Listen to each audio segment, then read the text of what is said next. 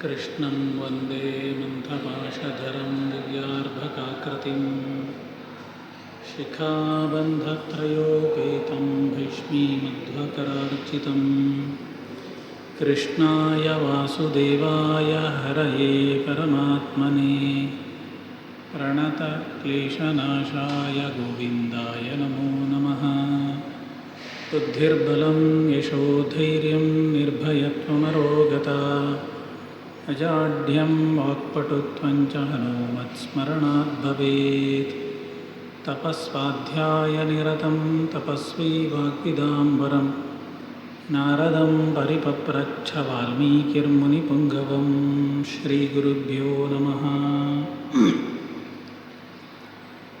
ರಾಮಾಯಣ ಪ್ರವಚನ ಮಾಲಿಕೆಯ ಈ ಬಾರಿಯ ಸಪ್ತಾಹದ 6ನೆಯ ದಿನದಲ್ಲಿ ನಾವಿದ್ದೇವೆ. ನಿನ್ನೆಯ ದಿನ ಅಗಸ್ತ್ಯರಿಂದ ಆದಿತ್ಯ ಹೃದಯ ಮಂತ್ರಗಳನ್ನು ಸ್ವೀಕರಿಸಿದ ರಾಮಚಂದ್ರ ಆದಿತ್ಯ ಹೃದಯ ಮಂತ್ರಗಳಿಂದ ಸ್ವಯಂ ಪ್ರತಿಪಾದ್ಯನಾದರೂ ಸಹಿತ ಆ ಮಂತ್ರಗಳನ್ನು ಜಪಿಸಿ ಆ ರಾಮರಾವಣರ ಯುದ್ಧದಲ್ಲಿ ಕೊನೆಗೆ ರಾವಣನ ಸಂಹಾರ ನಡೆಸ್ತಾನೆ ಅನ್ನುವ ಕಥಾಭಾಗದ ಜೊತೆಗೆ ಆ ಹೊತ್ತಿಗೆ ಅಲ್ಲಿ ಆಗಮಿಸಿದ ರಾವಣನ ಅಂತಃಪುರದ ದೊಡ್ಡ ಒಂದು ಸ್ತ್ರೀ ಸಮೂಹ, ಅದರಲ್ಲಿ ವಿಶೇಷವಾಗಿ ಮಂಡೋದರಿ ರಾವಣನ ಶರೀರವನ್ನು ನೋಡಿ ಏನೇನೆಲ್ಲ ಮಾತನಾಡಿದ್ಲು ಅನ್ನುವ ಅಂಶಗಳ ಬಗ್ಗೆ ನಾವು ಗಮನಿಸಿತ್ತು. ಅದೆಲ್ಲ ಮುಗ್ದ ನಂತರ ಹನುಮಂತ ಸೀತಾದೇವಿಯನ್ನು ಕಂಡು ಮಾತನಾಡಿ ಬಂದ ನಂತರ ವಿಭೀಷಣನನ್ನು ರಾಮಚಂದ್ರ ಕಳುಹಿಸ್ತಾನೆ ಸೀತೆಯನ್ನು ಕರೆದುಕೊಂಡು ಬರಲಿಕ್ಕೋಸ್ಕರವಾಗಿ. ವಿಭೀಷಣ ಸೀತೆಯ ಬಳಿಗೆ ಹೋದಾಗ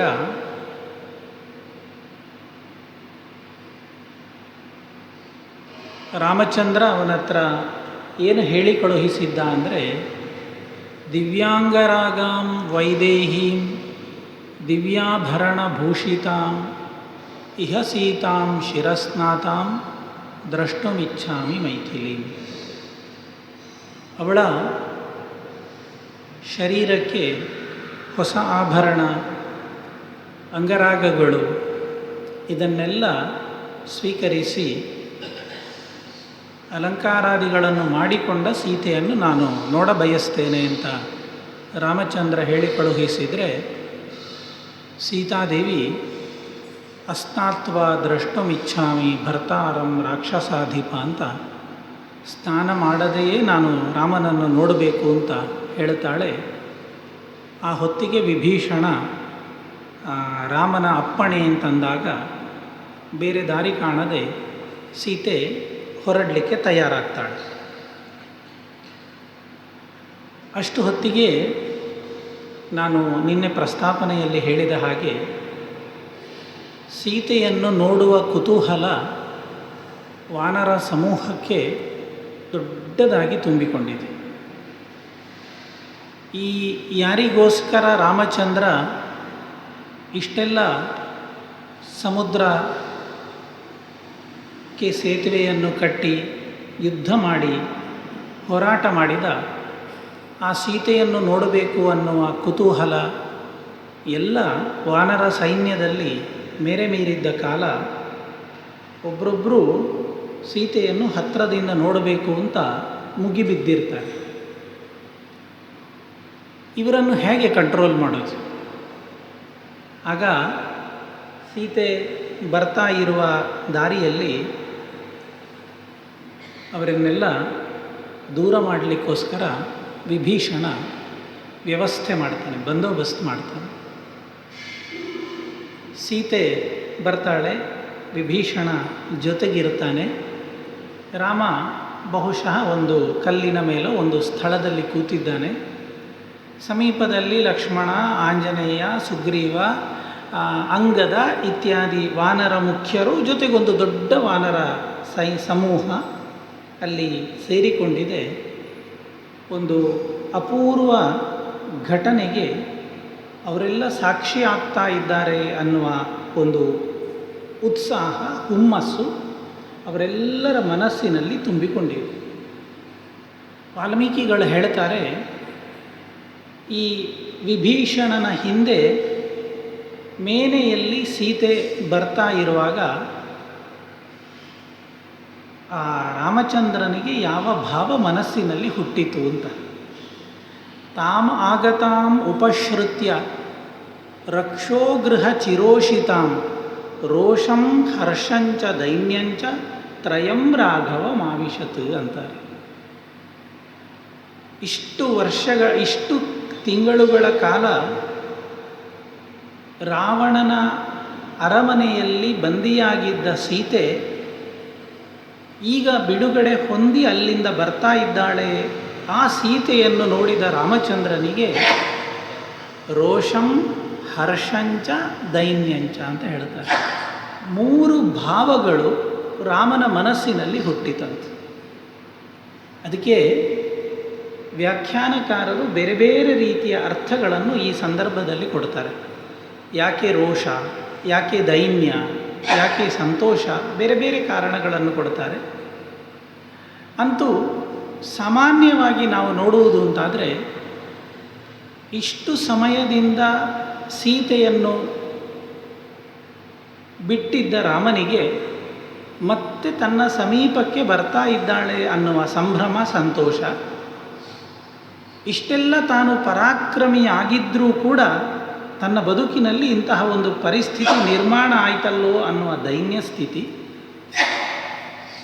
ಈ 1 ವರ್ಷಗಳ ಕಾಲ ಸುಮಾರು ಆ ರಾವಣನ ಅರಮನೆಯಲ್ಲಿದ್ದ ಸೀತೆಯ ಇನ್ನು ಮುಂದಿನ ಜೀವನ ಯಾವ ರೀತಿಯಲ್ಲಿ ತಗೊಂಡು ಹೋಗುವುದು ಅನ್ನುವ ಕ್ರೋಧ, ಹೀಗೆ ಬೇರೆ ಬೇರೆ ಕಾರಣಗಳಿಂದ ಆ ರಾಮನ ಮನಸ್ಸಿನಲ್ಲಿ ಇಂತಹ ಒಂದು ಭಾವಗಳು ಹುಟ್ಟಿಕೊಂಡಿತ್ತು ಅಂತ ತಿಳಿಸ್ತಾರೆ. ಅಷ್ಟು ಹೊತ್ತಿಗೆ ಈ ಯಾರು ಕಪಿ ಸಮೂಹ ರಾಮನ ಸೀತೆಯನ್ನು ನೋಡಲಿಕ್ಕೆ ಮುಗಿಬೀಳ್ತಾ ಉಂಟು, ವಿಭೀಷಣ ದೂರ ಮಾಡ್ತಾನೆ. ಆಗ ರಾಮ ವಿಭೀಷಣನಿಗೆ ಬೈತಾನೆ, ಹಾಗೆ ಮಾಡಬೇಡ ಅಂತ. ಆ ಬೈಯುವ ಹೊತ್ತಿನಲ್ಲಿ ರಾಮ ಬೈಯುವ ಕ್ರಮ ನೋಡಿದಾಗ ಆಶ್ಚರ್ಯವಾಗಿ ಕಾಣ್ತದೆ. ಹೇಳ್ತಾನೆ, ಕಿಮರ್ಥಂ ಮಾಂ ಅನಾದೃತ್ಯ ಕ್ಲಿಶ್ಯತೇಯಂ ತ್ವಯಾ ಜನಃ ನಿವರ್ತಯೇನಂ ಉದ್ವೇಗಂ ಜನೋಯಂ ಸ್ವಜನೋ ಮಮ. ವಿಭೀಷಣ, ಇಲ್ಲಿ ಇರುವ ವಾನರ ಸಮೂಹವನ್ನೆಲ್ಲ ಇಷ್ಟು ರೂಕ್ಷವಾಗಿ ನೀನು ದೂರ ಸರಿಸ್ತಾ ಇದ್ದಿ. ಹಾಗೆ ದೊಡ್ಡ ಗುಂಪು ಸೇರಿದಾಗ ಪೊಲೀಸರು ಕೈಯಲ್ಲೊಂದು ಲಾಠಿ ಹಿಡ್ಕೊಂಡು ಚದುರಿಸ್ತಾರೆ, ಹಾಗೆ ನಿರ್ದಾಕ್ಷಿಣ್ಯವಾಗಿ ದೂರ ಸರಿಸ್ತಾ ಇದ್ಯಲ್ವ. ಇವರೆಲ್ಲ, ರಾಮ ಹೇಳ್ತಾನೆ, ಜನೋಯಂ ಸ್ವಜನೋ ಮಮ, ಇವರೆಲ್ಲ ನನ್ನವರು. ಆ ರೀತಿ ಅವರ ಜೊತೆಗೆ ನೀನು ವ್ಯವಹರಿಸುವುದು ರಾಮಚಂದ್ರನಿಗೆ ಇಷ್ಟ ಆಗುವುದಿಲ್ಲ ಅಂತ ವಿಭೀಷಣನ ಮುಂದೆ ಅಷ್ಟು ದೊಡ್ಡ ಕಪಿ ಸೈನ್ಯವನ್ನು ನನ್ನ ಜನ ಅಂತ ರಾಮ ಸ್ವೀಕಾರ ಮಾಡ್ತಾನೆ. ಆದರೆ ಸೀತೆಯನ್ನು ಸ್ವೀಕಾರ ಮಾಡುವುದಿಲ್ಲ. ಜನೋಯಂ ಸ್ವಜನೋ ಮಮ. ಸರಿ, ಪರಿಸ್ಥಿತಿಯೆಲ್ಲ ಶಾಂತ ಆಗ್ತದೆ. ಆಗ ರಾಮ ಹೇಳ್ತಾನೆ, ವಿಭೀಷಣ, ಈ ಮೇನೆಯ ಒಳಗೆ ಕೂತಂತಹ ಸೀತೆಯನ್ನು ನೀನು ಕರ್ಕೊಂಡು ಬರ್ತಾ ಇದ್ದೀಯಲ್ವ, ಅವಳನ್ನು ಇಳಿಲಿಕ್ಕೆ ಹೇಳು. ಯಾಕೆ ಅವಳು ಮೇನೆಯಲ್ಲಿ ಕೂತ್ಕೊಳ್ಬೇಕು? ಅವಳು ಹೆಂಗಸರು ಅಂತಾದರೆ ಅವಳು ಸಾರ್ವಜನಿಕವಾಗಿ ತನ್ನನ್ನು ತಾನು ತೋರ್ಪಡಿಸುವಂತಿಲ್ಲ ಹೇಳುವಂತಹ ವಿಚಾರ ನಾನು ಒಪ್ಪುವುದಿಲ್ಲ. ನ ಗೃಹಾಣಿ ನ ವಸ್ತ್ರಾಣಿ ನ ಪ್ರಾಕಾರ ತಿರಸ್ಕ್ರಿಯ ಈದೃಶ ರಾಜಸತ್ಕಾರಾ ವೃತ್ತಮಾವರಣಂ ಸ್ತ್ರೀಯ. ಒಬ್ಬಳು ಹೆಂಗಸಿನ ಗೌರವವನ್ನು, ಹೆಮ್ಮೆಯನ್ನು ರಕ್ಷಿಸುವಂಥದ್ದು ಅವಳ ನಡವಳಿಕೆ ಮಾತ್ರ ಅಲ್ಲದೆ, ಈ ರೀತಿಯಲ್ಲಿ 4 ಕೋಣೆ ಅಥವಾ 4 ವ್ಯವಸ್ಥೆಯ ಮಧ್ಯದಲ್ಲಿ ಅವಳನ್ನಿಟ್ಟು ರಕ್ಷಿಸ್ತೇನೆ ಅನ್ನುವಂಥದ್ದು ಮೂರ್ಖತನ ಆಗ್ತದೆ. ಆ ಸೀತೆಯನ್ನು ಅದರ ಒಳಗಿನಿಂದ ಇಳಿಲಿಕ್ಕೆ ಹೇಳು ಅಂತ ರೂಕ್ಷವಾಗಿ ಅಲ್ಲಿದ್ದಂತಹ ಲಕ್ಷ್ಮಣನ ಕೈಯಲ್ಲಿ ವಿಭೀಷಣನ ಕೈಯಲ್ಲಿ ಹೇಳ್ತಾನೆ. ಆದ್ದರಿಂದ ವಿಸೃಜ್ಯ ಶಿಬಿಕಾಂ ತಸ್ಮಾತ್ ಪದ್ಭ್ಯಾಮೇವಾಪಸರ್ಪತು ಸಮೀಪೆ ಮಮ ವೈದೇಹಿ ಪಶ್ಯಂತ್ವೇತೆ ವನೌಕಸಃ. ಅವಳನ್ನು ಇಳಿಲಿಕ್ಕೆ ಹೇಳು. ಎಷ್ಟು ರೂಕ್ಷವಾಗಿ ಮಾತಾಡ್ತಾನೆ ನೋಡಿ ರಾಮ. ಅವಳನ್ನು ಇಳಿಲಿಕ್ಕೆ ಹೇಳು. ವಿಸೃಜ್ಯ ಶಿಬಿಕಾಂ, ಅದನ್ನು ಬಿಡಲಿ, ಅವಳು ಕೆಳಗಿಳಿಲಿ. ಪದ್ಭ್ಯಾಮೇವೋಪಸರ್ಪತು, ಕಾಲಿನಿಂದ ನಡೆದುಕೊಂಡು ನನ್ನ ಹತ್ರಕ್ಕೆ ಬರಲಿ. ಇಲ್ಲಿ ಇಷ್ಟೆಲ್ಲ ವಾನರ ಸೈನ್ಯ ಸೇರಿದೆ ಅಲ್ವಾ. ಸಮೀಪೆ ಮಮ ವೈದೇಹಿ ಪಶ್ಯಂತ್ವೇತೆ ವನೌಕಸಃ. ಈ ಕಾಡಿನ ಎಲ್ಲ ವಾನರ ಸಮೂಹ ಸೀತೆಯನ್ನು ನೋಡಲಿ, ಕೆಳಗಿಳಿದು ಅವಳು ನಡೆದುಕೊಂಡು ಬರಲಿ ಅಂತ ರಾಮ ಭಾರಿ ರೂಕ್ಷವಾಗಿ ಮಾತಾಡ್ತಾನೆ. ಈ ರಾಮನ ಮಾತನಾಡುವ ರೀತಿ ಮತ್ತು ದಾಟಿ ನೋಡಿದಾಗ ಸಮೀಪದಲ್ಲಿದ್ದ ಲಕ್ಷ್ಮಣನಿಗೆ, ಸುಗ್ರೀವನಿಗೆ, ವಿಭೀಷಣನಿಗೆ ಮನಸ್ಸಿನಲ್ಲಿ ಸಂಶಯ ಆಗ್ತದೆ. ಓ, ಯಾಕೋ ರಾಮಚಂದ್ರ ಹದ ತಪ್ತಾ ಇದ್ದಾನೆ ಅಂತ.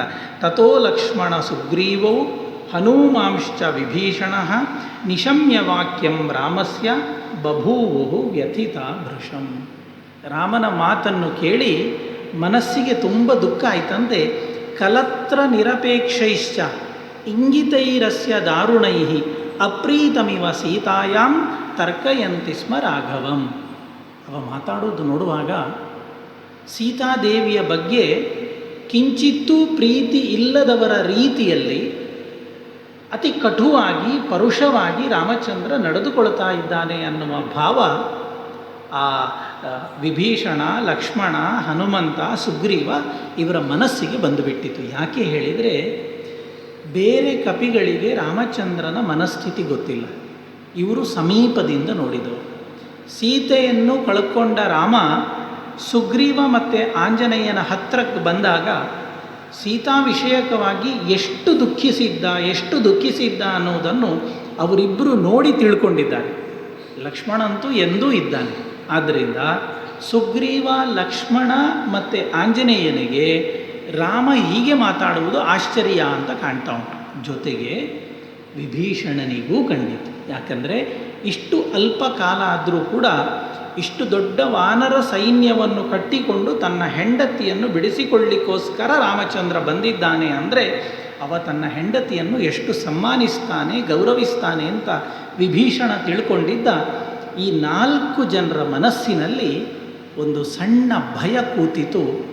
ಏನೋ ನೋಡಿದಾಗ ಸರಿಯಿಲ್ಲ ವ್ಯವಸ್ಥೆ ಅನ್ನುವ ಸಂಶಯ ಹುಟ್ಟಿಕೊಳ್ತದೆ. ಸೀತೆ ಏನು ಮಾಡಬೇಕು? ಇಳಿತಾಳೆ. ಆ ಮೇನೆಯಿಂದ ಇಳಿದು ಈ ಅಷ್ಟು ದೊಡ್ಡ ವಾನರ ಸಾವಿರ ಸಂಖ್ಯೆಯಲ್ಲಿದ್ದಾರೆ, ಒಬ್ಬರಿಬ್ಬರಲ್ಲ. ಆ ವಾನರ ಸೈನ್ಯದ ಮುಂದೆ ಸೀತೆ ನಡೆದು ಹೋಗಬೇಕು ಅಂದರೆ ಸ್ವಾಭಾವಿಕವಾಗಿಯೇ ಹೆಂಗಸರಿಗೆ ಸಂಕೋಚ ಆಗ್ತದೆ. ತುಂಬ ಜನ ಇರುವಲ್ಲಿಗೆ ಹೇಗೆ ಹೋಗೋದು ಅಂತ. ಅಂಥದ್ರಲ್ಲಿ ತನ್ನ ಪರಿವಾರ ಇಲ್ಲ, ತನ್ನ ಪರಿಚಯದವರಿಲ್ಲ, ಹೊಸ ಜಾಗ, ಜೊತೆಗೆ ಇಷ್ಟು ಸಮಯದಿಂದ ದೂರ ಇದ್ದ ಗಂಡನ ಮುಖದರ್ಶನ ಮತ್ತೆ ಆಗ್ತಾ ಉಂಟು. ಬದುಕಿನಲ್ಲಿ ಅದು ಆಗ್ತದೋ ಇಲ್ಲವೋ ಅನ್ನುವ ಸಂಶಯದಲ್ಲಿದ್ದ ಸೀತೆಗೆ ಮತ್ತೆ ಗಂಡ ಕಾಣಲಿಕ್ಕೆ ಸಿಗ್ತಾ ಇದ್ದಾನೆ ಅನ್ನುವ ಉದ್ವೇಗ, ಸಂತೋಷ, ಆನಂದದ ಹೊತ್ತಿನಲ್ಲಿ ರಾಮ ಹೇಳಿದ ಈ ಮಾತುಗಳು ಭಯಂಕರವಾಗಿ ಕೇಳಿಸ್ತದೆ. ಆ ಮೇನೆಯಿಂದ ಕೆಳಗಿಳಿದು ಲಜ್ಜೆಯ ತ್ವವಲೀಯಂತಿ ಸ್ವೇಷು ಗಾತ್ರೇಷು ಮೈಥಿಲಿ. ತನ್ನ ಹೇಗೆ ಆಮೆ ತನ್ನ ಎಲ್ಲ ಶರೀರದ ಅಂಗಗಳನ್ನು ತನ್ನೊಳಗೆ ಹುದುಕಿಸಿಕೊಳ್ತದೆ ನೋಡಿ, ಹಾಗೆ ತಾನು ಸಂಕೋಚದಿಂದ, ನಮ್ಮ ಭಾಷೆಯಲ್ಲಿ ಹೇಳಬೇಕಾದ್ರೆ ನಾಚಿಕೆ, ಸಂಕೋಚದಿಂದ ತನ್ನನ್ನು ತಾನು ಮುದ್ದೆ ಮಾಡ್ತಾ ವಿಭೀಷಣೇನಾನುಗತ ಭರ್ತಾರಂ ಸಾಭ್ಯ ಪದ್ಯತ. ವಿಭೀಷಣನ ಹಿಂಭಾಗದಲ್ಲಿ ನಿಧಾನಕ್ಕೆ ನಡೆದು ಬರ್ತಾಳಂತೆ. ಹಾಗೆ ಬಂದಾಗ ಎಷ್ಟೋ ಸಮಯಗಳ ನಂತರ ರಾಮಚಂದ್ರನನ್ನು ನೋಡ್ತಾಳೆ.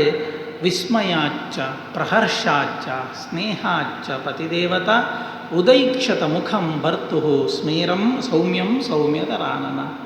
ವಾಲ್ಮೀಕಿಗಳು ಹೇಳ್ತಾರೆ, ಸೀತೆಯ ಮನಸ್ಸಿನಲ್ಲಿ ಎಂತಹ ಭಾವನೆ, ವಿಸ್ಮಯ. ತಾನು ನಂಬಿಯೇ ಇರಲಿಲ್ಲ, ಮತ್ತೆ ಮತ್ತೆ ಇವನನ್ನು ಸೇರ್ತೇನೆ ಅಂತ ವಿಸ್ಮಯಾಚ ಪ್ರಹರ್ಷಾಚ ಆನಂದ ಆಗ್ತಾ ಉಂಟು. ಸ್ನೇಹ ಅಂತ ಹೇಳಿದರೆ ಪ್ರೀತಿ, ಆ ಪ್ರೀತಿ ಹುಟ್ಟಿ ಬರ್ತಾ ಉಂಟು. ಈ ಎಲ್ಲ ಭಾವನೆಗಳನ್ನು ತುಂಬಿಸಿಕೊಂಡ ಸೀತೆ ನಿಧಾನಕ್ಕೆ ವಿಭೀಷಣನ ಹಿಂದೆ ಸಂಕೋಚದಿಂದ, ಲಜ್ಜೆಯಿಂದ, ನಾಚಿಕೆಯಿಂದ ನಡೆದು ಬರ್ತಾ ಇದ್ದರೆ ಎಲ್ಲ ಕಪಿ ಸೈನ್ಯ ನೋಡ್ತಾ ಉಂಟು. ಸೀತೆ ನಿಧಾನಕ್ಕೆ ಬಂದು ರಾಮನ ಸಮೀಪದಲ್ಲಿ ನಿಂತುಕೊಳ್ತಾಳೆ. ನಿಂತುಕೊಂಡ್ರೆ ರಾಮ ಒಮ್ಮೆ ತಲೆಯಿಂದ ಪಾದದವರೆಗೆ ಸೀತೆಯನ್ನು ನೋಡ್ತಾನಂತೆ. ತಾಂತು ಪಾರ್ಶ್ವೇ ಸ್ಥಿತಾಂ ಪ್ರಕ್ವಾಂ ರಾಮ ಸಂಪ್ರೇಕ್ಷ್ಯ ಮೈಥಿಲೀಂ ಹೃದಯಾಂತರ್ಗತಂ ಭಾವಂ ವ್ಯಾಹರ್ತು ಉಪಚಕ್ರಮೆ. ಸಮೀಪದಲ್ಲಿ ಬಂದ ಮೈಥಿಲಿ ಸೀತೆಯನ್ನು ನೋಡಿ ಅವಳಲ್ಲಿ ಏನು ನಿರೀಕ್ಷೆ ಇರಬಹುದು. ನಾವೊಂದು ಯಾವುದಾದ್ರೂ ಆತ್ಮೀಯ ಬಂಧುಗಳ ಮನೆಗೆ ಹೋದಾಗ ನಮ್ಮ ಮನಸ್ಸಿನಲ್ಲೊಂದು ನಿರೀಕ್ಷೆ ಇರ್ತದೆ, ಎಕ್ಸ್ಪೆಕ್ಟೇಷನ್ ಹೇಳ್ತೀವಲ್ಲ, ನಮ್ಮ ಹತ್ರ ಹೀಗೆ ಮಾತಾಡ್ತಾರೆ, ನಮ್ಮ ಜೊತೆ ಹೀಗೆ ವ್ಯವಹರಿಸ್ತಾರೆ ಅಂತ. ಹಾಗೆ ಇಷ್ಟು ಸಮಯಗಳ ನಂತರ ಮತ್ತೆ ರಾಮನ ಬಳಿಗೆ ಸಾಗಿ ಬರುವಾಗ ಸೀತೆ, ರಾಮಚಂದ್ರ ನನ್ನನ್ನು ಹೀಗೆ ಸ್ವೀಕಾರ ಮಾಡ್ತಾನೆ, ಹೀಗೆ ನನ್ನನ್ನು ಟ್ರೀಟ್ ಮಾಡ್ತಾನೆ ಅಂತ ಮನಸ್ಸಿನಲ್ಲಿ ಬೇರೆ ಬೇರೆ ಕಲ್ಪನೆಗಳನ್ನು, ಆಸೆಗಳನ್ನು, ಬಯಕೆಗಳನ್ನು ಹೊತ್ತು ರಾಮಚಂದ್ರನ ಬಳಿಗೆ ಬಂದು ಅವನ ಸಮೀಪದಲ್ಲಿ ನಿಂತರೆ ರಾಮ ಏನು ಮಾತಾಡ್ತಾನೆ ಗೊತ್ತುಂಟಾ? ಏಷಾಸಿ ನಿರ್ಜಿತ ಭದ್ರೇ ಶತ್ರುಂ ಜಿತ್ವಾ ರಣಾಜಿರೆ ಪೌರುಷಾದ್ಯದನುಷ್ಠೇಯಂ ಮಯೈತದುಪಪಾದಿತಂ. ಭದ್ರೇ ಅಂತ ಕರೀತಾನೆ, ಮಂಗಳೇ ಅಂತ, ಹೆಂಡತಿಯೇ ಸೀತೆಯೇ ಅಂತ ಕರೆಯುವುದಿಲ್ಲ. ಸಾಮಾನ್ಯ ಈ ಭದ್ರ ಶಬ್ದ ಅದು ಇನ್ನೊಬ್ಬರು ಹೆಂಗಸರ ಬಗ್ಗೆ ಇರುವ ಗೌರವದಿಂದ ಕರೆಯುವಂಥದ್ದು. ಆತ್ಮೀಯ ಹೆಂಡತಿಯನ್ನು, ಮಗಳನ್ನು ಅಲ್ಲ. ಬೇರೆಯವರೊಬ್ಬರು ಇನ್ನೊಬ್ಬರು ಹೆಂಗಸು ಬಂದರು ಅವರನ್ನು ಗೌರವದಿಂದ ವಿತ್ ರೆಸ್ಪೆಕ್ಟ್ ನಾವು ಮಾತಾಡುವಾಗ ಆರ್ಯೆ, ಭದ್ರೆ ಇಂತಹ ಶಬ್ದಗಳನ್ನು ಉಪಯೋಗ ಮಾಡ್ತೇವೆ. ರಾಮ ತನ್ನ ಹೆಂಡತಿಗೆ ಉಪಯೋಗಿಸಬೇಕಾದ ಶಬ್ದವನ್ನು ಉಪಯೋಗಿಸುವುದಿಲ್ಲ. ಒಂದು ಸಾಮಾನ್ಯ ಸ್ತ್ರೀಗೆ ಗೌರವಪೂರ್ಣವಾಗಿ ಹೇಗೆ ಒಬ್ಬ ಗಂಡಸು ಕರೀತಾನೆ ಆ ಶಬ್ದವನ್ನು ಉಪಯೋಗ ಮಾಡ್ತಾನೆ. ಏಷಾಸಿ ನಿರ್ಜಿತ ಭದ್ರೆ. ನೋಡು, ಒಬ್ಬ ಒಳ್ಳೆ ಪರಾಕ್ರಮಿಯಾದ ವ್ಯಕ್ತಿ ಇರ್ತಾನೆ. ಅವನಿಗೆ ಒಬ್ಬ ಶತ್ರು ಬಂದು ಅವನ ಮೇಲೆ ದಾಳಿ ಮಾಡಿ ಅಥವಾ ಅವನಿಗೆ ಗೊತ್ತಾಗದ ಹಾಗೆ ಅವನ ಮನೆಯ ಸಂಪತ್ತನ್ನು, ಹೆಂಡತಿಯನ್ನು, ಇನ್ಯಾವುದನ್ನು ಕದ್ದುಕೊಂಡು ಹೋದರೆ ಆ ಪರಾಕ್ರಮಿಯಾದ ವ್ಯಕ್ತಿ ಏನು ಮಾಡ್ತಾನೆ? ಕೈಕಟ್ಟಿ ಕೂತ್ಕೊಳ್ತಾನ? ಇಲ್ಲ. ತನ್ನ ಪರಾಕ್ರಮವನ್ನು ಅನುಸರಿಸಿ ಕದ್ದ ವ್ಯಕ್ತಿಯ ಜೊತೆಗೆ ಹೋರಾಡಿ ಯಾವ ವಸ್ತುವನ್ನು ಅವ ಕದ್ದಿದ್ದಾನೆ ಅದನ್ನು ಹಿಂದೆ ಪಡೆದುಕೊಳ್ತಾನಲ್ವ. ಅದರ ಅರ್ಥ ಆ ಕದ್ದುಕೊಂಡು ಹೋದ ವಸ್ತುವಿನ ಮೇಲೆ ಅವನಿಗೆ ಪ್ರೀತಿ ಅಂತ ಅಲ್ಲ, ತನ್ನ ಪರಾಕ್ರಮಕ್ಕೆ ಅವ ಮಾಡಿದ ಅಪಮಾನವನ್ನು ಸರಿ ಮಾಡುವ ಉದ್ದೇಶ ಅವನಲ್ಲಿರ್ತದೆ. ಭದ್ರೆ, ನಿನ್ನ ವಿಷಯದಲ್ಲಿ ನಾನು ನಡ್ಕೊಂಡದ್ದು ಹಾಗೆ ಹೇಳ್ತಾನೆ. ಪೌರುಷಾದ್ಯದನುಷ್ಠೇಯಂ ಮಯೈತದುಪಪಾದಿತಂ. ನನ್ನ ಸಾಮರ್ಥ್ಯಕ್ಕೆ ಸರಿಯಾಗಿ ರಾವಣನ ಜೊತೆಗೆ ಹೇಗೆ ನನಗೆ ವ್ಯವಹರಿಸಬೇಕಿತ್ತು ಆ ರೀತಿಯಲ್ಲಿ ವ್ಯವಹರಿಸಿದೆ ಹೊರತಾಗಿ ಬೇರೆ ಏನಿಲ್ಲ. ನನಗೆ ನಿನ್ನ ಅಪಹಾರದಿಂದಾಗಿ ಎರಡು ಸಮಸ್ಯೆ ಆಯಿತು. ಒಂದು ದೊಡ್ಡ ಅಪಮಾನ, ಇನ್ಸಲ್ಟ್ ಆಯಿತು. ರಾಮನಂತಹ ಧೀರೋದಾತ್ತ ನಾಯಕನ ಹೆಂಡತಿಯನ್ನು ರಾವಣ ಕದ್ದುಕೊಂಡು ಹೋದ ಅನ್ನುವುದು ನನ್ನ ಪಾಲಿಗೆ ಸಂಭವಿಸಿದ ದೊಡ್ಡ ಅಪಮಾನ. ಅದರಿಂದಾಗಿ ಒಬ್ಬ ಶತ್ರು ಹುಟ್ಟಿಕೊಂಡ ನನಗೆ, ರಾವಣ. ಇಲ್ಲದಿದ್ದರೆ ರಾವಣನ ಹತ್ರ ನನಗೇನು ಶತ್ರುತ್ವ ಇರಲಿಲ್ಲ. ನಿನ್ನಿಂದಾಗಿ ಒಂದು ದೊಡ್ಡ ಅಪಮಾನ ಆಯಿತು. ರಾವಣ ನನ್ನ ಹೆಂಡತಿಯನ್ನು ಕದ್ದ ಅಂತ. ಅದರಿಂದಾಗಿ ರಾವಣ ಅನ್ನುವ ಒಬ್ಬ ಶತ್ರು ನನಗೆ ಹುಟ್ಟಿಕೊಂಡ. ಈ ಶತ್ರುವನ್ನು ನಾನು ಕೊಂದದ್ರಿಂದಾಗಿ ನನ್ನ ಅಪಮಾನವೂ ದೂರ ಹೋಯಿತು, ಶತ್ರುವು ಸತ್ತ. ಅಪಮಾನಶ್ಚ ಶತ್ರುಶ್ಚ ಯುಗಪನ್ ನಿಹಿತೌ ಮಯ. ಒಬ್ಬ ರಾವಣನನ್ನು ಕೊಂದದ್ರಿಂದ ನನ್ನ ಎರಡೂ ಕೆಲಸಗಳು ಆಗಿ ಹೋಯಿತು. ಆದ್ದರಿಂದ ನನ್ನ ಕೆಲಸದ ಉದ್ದೇಶ ನನ್ನ ಅಪಮಾನವನ್ನು ದೂರ ಮಾಡುವುದು ಮಾತ್ರ ಅಲ್ಲದೆ ವಾಪಸ್ ನಿನ್ನನ್ನು ಪಡಿಬೇಕು ಅನ್ನುವ ಇಚ್ಛೆ ನನ್ನಲ್ಲಿ ಇರಲಿಲ್ಲ. ನನಗೆ ದೊಡ್ಡ ವಾನರ ಸೈನ್ಯ ಭರವಸೆ ಕೊಟ್ಟಿತ್ತು. ಸುಗ್ರೀವ, ಜಾಂಬವಂತ, ಅಂಗದ, ಆಂಜನೇಯ ಇವರೆಲ್ಲ ಸೇರಿಕೊಂಡು ನನಗೆ ಬೇಕಾದಂತಹ ಸಹಕಾರವನ್ನು, ಮನೋಧೈರ್ಯವನ್ನು, ಬೆಂಬಲವನ್ನು ಸೂಚಿಸಿದ್ದರಿಂದಾಗಿ ಇದೆಲ್ಲ ನಾನು ಮಾಡಲಿಕ್ಕಾಯಿತು. ಯಾವುದೋ ಒಂದು ಕಾರಣವನ್ನು ಇಟ್ಟುಕೊಂಡು ನಾನಿದನ್ನು ಮಾಡಿದ್ದಲ್ಲ ಅಂತ ಹೇಳ್ತಾರೆ. ವಿದಿತಶ್ಚಾಸ್ತು ಭದ್ರಂತೆ ಮಯೈತ ಯೋಯಂ ರಣ ಪರಿಶ್ರಮ ಸುತೀರ್ಣ ಸುಹೃದ ಮೀರ್ಯಾತ್ ನತ್ವದರ್ಥಂ ಪರಿಶ್ರಮ. ಇದು ನಿನಗೋಸ್ಕರ ಮಾಡಿದ್ದೇ ಅಲ್ಲ ಅಂತ ರಾಮ ಮತ್ತೆ ಮತ್ತೆ ಆ ಮಾತನ್ನು ಸೀತಾದೇವಿಯ ಮುಂದೆ ಹೇಳ್ತಾನೆ. ಟೋಟಲಿ ರಾಮ ಹೇಳುವಂತಹ ಮಾತಿನ ಆಶಯ ಏನು ಅಂತಂದರೆ, ನಾನು ಇಷ್ಟೆಲ್ಲ ಯುದ್ಧ ಮಾಡಿದ್ದು, ಯುದ್ಧಕ್ಕೆ ಪೂರ್ವಭಾವಿಯಾಗಿ ಅಷ್ಟು ದೊಡ್ಡ ಸಮುದ್ರಕ್ಕೆ ಸೇತುವೆ ನಿರ್ಮಿಸಿದ್ದು, ಜೊತೆಗೆ ವಾನರ ಸೈನ್ಯದ ಸಹಾಯ ಪಡ್ಕೊಂಡದ್ದು, ಇದೆಲ್ಲವೂ ಕೂಡ ಅಯೋಧ್ಯ ದೇಶದ ರಾಜನಾಗಿ ನನ್ನ ವಂಶಕ್ಕೆ ಬಂದ ಅಪಮಾನವನ್ನು, ಅಗೌರವವನ್ನು ದೂರ ಮಾಡಲಿಕ್ಕೆ ಮಾತ್ರ ಅಲ್ಲದೆ ನಿನ್ನ ಮೇಲಿನ ಪ್ರೀತಿಯಿಂದ ನಾನು ಮಾಡಿದ್ದಲ್ಲ ಅನ್ನುವ ಸಂದೇಶವನ್ನು ಸ್ಪಷ್ಟವಾಗಿ ತಿಳಿಸಿಬಿಡ್ತಾನೆ. ಇಷ್ಟಾದರೆ ಸಾಕಿತ್ತು. ಅದನ್ನೂ ದಾಟಿ ಮತ್ತೆ ರಾಮ ಮಾತಾಡ್ತಾನೆ. ಪ್ರಾಪ್ತ ಚಾರಿತ್ರ ಸಂದೇಹ ಮಮ ಪ್ರತಿಮುಖೇ ಸ್ಥಿತ ದೀಪೋ ನೇತ್ರಾತುರಸ್ಯೇವ ಪ್ರತಿಕೂಲಾಸಿ ಮೇದೃಶ. ಕಣ್ಣಿಗೆ ಏನಾದರೂ ವಯಸ್ಸಾದಾಗಿ ತೊಂದರೆ ಬಂದಾಗ ಕಣ್ಣಿಗೆ ಸರ್ಜರಿ ಮಾಡ್ತಾರೆ. ಸರ್ಜರಿ ಮಾಡಿ ಹೇಳ್ತಾರೆ, ಇನ್ನು ಸೂರ್ಯನ ಬೆಳಕಿಗೆ ಹೋಗಬೇಡಿ, ಹೆಚ್ಚು ಬಿಸಿಲನ್ನು ನೋಡಬಾರ್ದು, ಬೆಂಕಿ ಹತ್ತಿರ ಕೂತ್ಕೊಳ್ಬೇಡಿ, ನಿಮ್ಮ ಕಣ್ಣಿಗೆ ಆ ಬೆಂಕಿಯ ತೀಕ್ಷ್ಣತೆಯನ್ನು ಸಹಿಸಿಕೊಳ್ಳುವ ಶಕ್ತಿ ಇರುವುದಿಲ್ಲ ಅಂತ ನೇತ್ರ ರೋಗ ಬಂದವರಿಗೆ ವೈದ್ಯರು ಹೇಳ್ತಾರೆ. ನೇತ್ರ ರೋಗ ಬಂದವನ ಕಣ್ಣಿನ ಸಮೀಪದಲ್ಲಿ ಬೆಂಕಿಯನ್ನು ಇಡಬಾರ್ದು, ತಕ್ಷಣ ತೆಗೀರಿ ಅಂತಾನೆ. ರಾಮಚಂದ್ರ ಹೇಳ್ತಾನೆ, ಈಗ ಆ ನೇತ್ರ ರೋಗ ಬಂದವನ ಮುಂದೆ ಬೆಂಕಿಯನ್ನಿಟ್ಟರೆ ಅವನಿಗೆ ಅದನ್ನು ನೋಡಲಿಕ್ಕೆ ಹೇಗೆ ಇಚ್ಛೆ ಆಗುವುದಿಲ್ಲ, ಮನಸ್ಸು ಬರುವುದಿಲ್ಲ, ತಕ್ಷಣ ಆ ದೀಪವನ್ನು ಅಲ್ಲಿಂದ ತೆಗೆದು ಬಿಡಿ ಅಂತ ಹೇಳ್ತಾನೆ. ನಾನು ಹಾಗೆ ಹೇಳ್ತಾ ಇದ್ದೇನೆ, ನನ್ನ ಮುಂದೆ ಬಂದು ನಿಂತ ನಿನ್ನನ್ನು ಕಿರುಗಣ್ಣಿನಿಂದ ನೋಡುವ ಇಚ್ಛೆಯೂ ನನ್ನ ಪಾಲಿಗಿಲ್ಲ ಅಂತ ಹೇಳ್ತಾನೆ. ಅದರ ಜೊತೆಗೆ ಹೇಳ್ತಾನೆ, ಪ್ರಾಪ್ತ ಚಾರಿತ್ರ ಸಂದೇಹ, ನಿನ್ನ ನಡವಳಿಕೆ, ನಿನ್ನ ಶೀಲದ ವಿಷಯದಲ್ಲಿಯೇ ಜನರಿಗೆ ಸಂಶಯ ಬರುವಂತಹ ರೀತಿಯಲ್ಲುಂಟು. ಆದ್ದರಿಂದ ನಿನ್ನ ವಿಷಯದಲ್ಲಿ ನನಗೆ ಮಾತಾಡಲಿಕ್ಕಿಲ್ಲ. ಏನು ಮಾಡೋದು? ನನ್ನ ಅಪಮಾನ ಆದದ್ದನ್ನು ನಾನು ಸರಿ ಮಾಡಿಕೊಂಡಾಯಿತು.